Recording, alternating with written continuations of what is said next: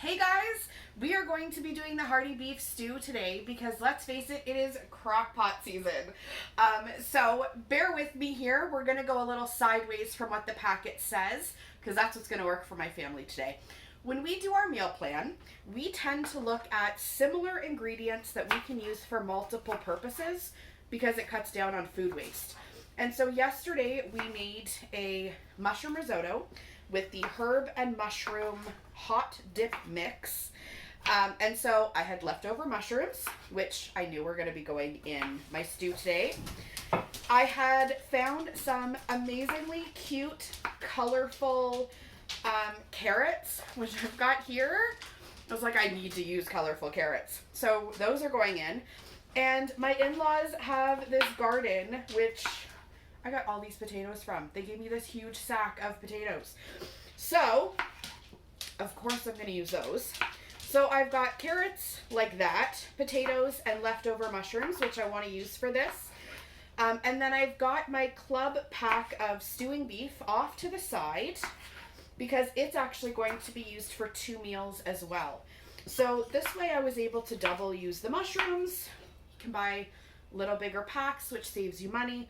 And I'm able to get 2 completely different meals out of it because stew is nothing like risotto.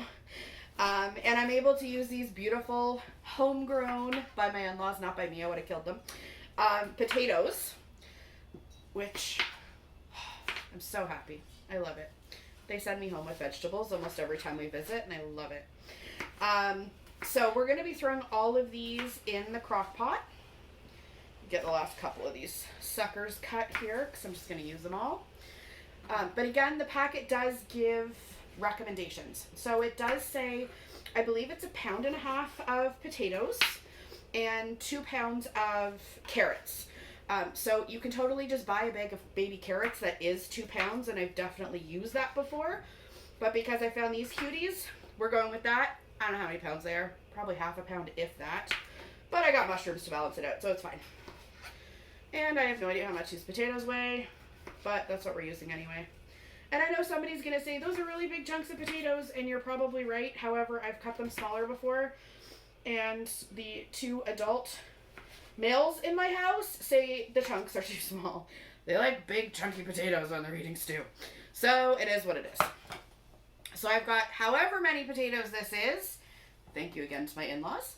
So they're going in the crock pot.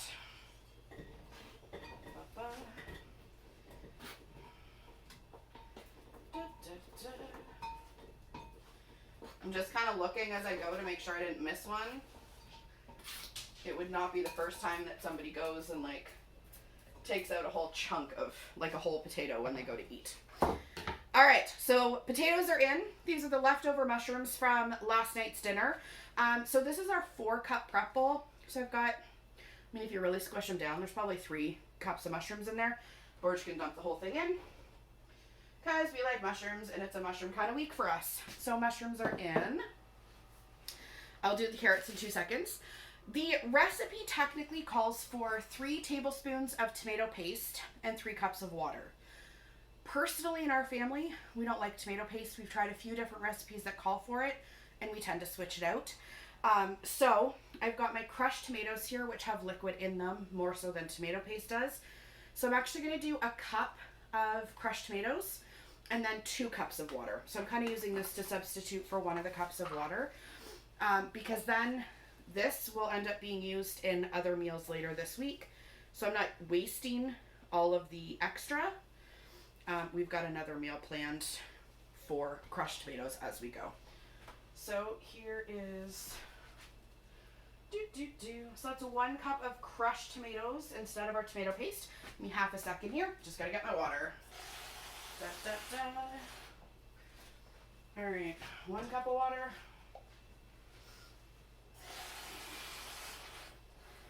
And my 2nd cup of water. So technically 2 cups of water, 1 cup of crushed tomatoes, because that's what we personally prefer. For me to get tomato paste to use for this, only to use 3 tablespoons. We're not going to use any more than that anyway because the other recipes that we have for it just aren't worth it for us. So I'm not going to bother. See if I can, oh, totally. Okay, I'm not going to do them all, but you know, do a couple of them. Da, da, da. So this is the Y peeler. Super simple, by the way. And I'm just getting like random strings. You can make them fancy if you'd like. Do up your cucumbers, radishes, anything like that. I'm just doing random lines. Do be careful. It'll probably nick your finger a little bit, but it's like butter. It's like a hot knife through butter. I love this thing. All right, 1, 2, 3, 4. Oh, you know what? I'm probably not going to do this to all of them, but we'll use all the carrots. Why not? So the cutting board that I have here is actually a double-sided cutting board. So if you happen to be doing 2 different things that you needed the other side for, use one for veggies, flip it for meat if you want. I've had to do it the opposite way. I've started with the meat before sometimes, and then obviously I lice all the junk out of my counter, but I don't want to cut my veggies on a meat cutting board. So I'll just flip it, use the clean side, and then scrub my island and the cutting board when I'm done. So it does come in handy having the double-sided one. You don't need to use 2. All right, that looks nice. Love my Y peeler. Quick and simple. And I have a friend that has guinea pigs that these are going to go to. So if you know somebody that's got a little critter, don't waste them. Tuck them off to the side for a minute. Technically, the smaller knife would work for these types of carrots, but if you've got bigger carrots, use the bigger knife that we've got here. It just kind of handles a little better when it comes to bigger things like carrots, potatoes, all that jazz. You over there. So we've got a beef stew, which is the one that we're doing now, and we've got a chicken stew as well. I gotta tell you, the chicken stew, if you're gonna do it, grab a pack of the quick biscuits. I hope that's what they're called. I think that's what they're called, but our biscuits. Because once your stew is done, we transfer it to a saute pan if we've got a couple minutes. Put the biscuits on top and have the biscuits cook right on top of the chicken stew. It's so good. The other option is just make them while the stew is cooking and just set them to the side when you have dinner. But I love the fact that when we cook them on top, the bottom, although it doesn't get soggy, but it just like starts to taste a little like the chicken stew. I don't know. They work out so good. I have no knife skills, so anybody that's watching this and they're like, oh my God, how come you're cutting like that? Because that's how I cut. You know what? Out of sheer curiosity, let's see how much carrots we're putting in. Again, it does technically say 1.5 pounds of potatoes, 2 pounds of carrots, but I'm kind of eyeballing it for what we're using, simply because I wanted to use the potatoes that we already had and the mushrooms that I didn't want to go to waste for the rest of what we didn't eat for last night's dinner. So we're not exactly following measurements for the veggies, but we followed for the rest of it for the liquids, so we should be okay.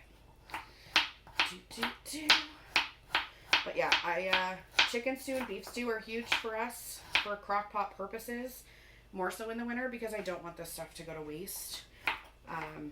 You can kind of throw whatever you want in there.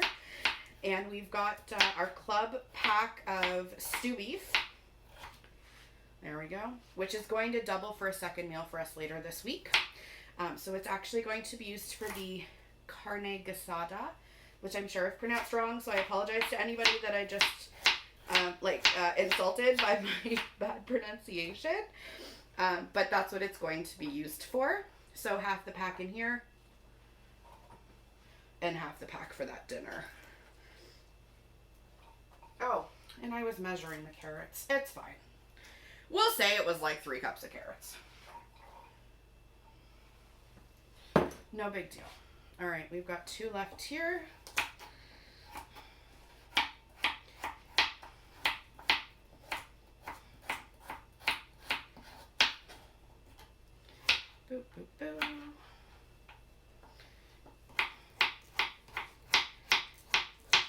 you have any recommendations for what you put in your stew, just let me know.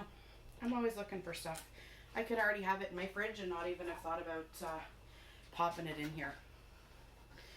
All right, so there's all that. Put this to the side. And all that's been cut on here is the veggies. So I am just going to use this for my beef.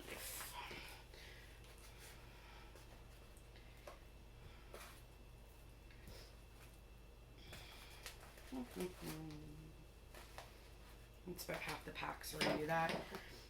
Okay. And I'm sorry, I know this drives some people nuts. I rinse my meat first, and I can't, like, avoid that right now. It's going to drive me crazy. Half a second, I need to rinse this.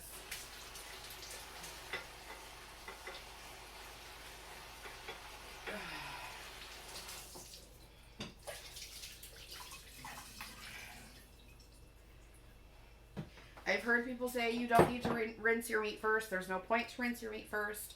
I've heard it. I'm sorry. I just got to do it. It is what it is. All right.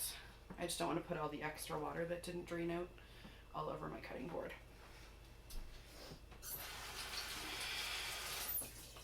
Okay. So we've got all of our veggies in, whatever veggies you decide that you want to use. We've got 2 cups of water, 1 cup of crushed tomatoes based on personal preference instead of the tomato paste. And I'm putting in half of my club pack of stewed beef, which is all we're going to need really because that thing is packed with everything else anyway. So I don't need to worry about lumping in too much meat just because it's already going to be filling. That one's small enough. That one's small enough. Actually, they did pretty good. Sometimes I got like these huge pieces. I love how quickly this thing cuts for me. Ba-ba. Ba-ba. Separate. Alright, so this is all going to go in. And I'm going to add my seasoning packet. I have not even 2 tablespoons left of my beef broth. So I'm going to throw that in just for a little bit of extra flavor.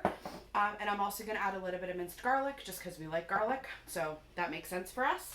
But really all you would need technically to follow this recipe is 2 pounds of carrots, 1.5 pounds of potatoes, your stewing beef, or if you're going to go vegetarian, you can leave that out or add chickpeas, or tofu if you wanted. And then 3 tablespoons of tomato paste and 3 cups of water. So we've altered it a little bit based on what my family enjoys and how we enjoy having this. But that's all in. Put this in. Really? Thank you. We own scissors in this house, but scissors for this house are like socks and Tupperware lids. You see them when you get them and then you never see them again.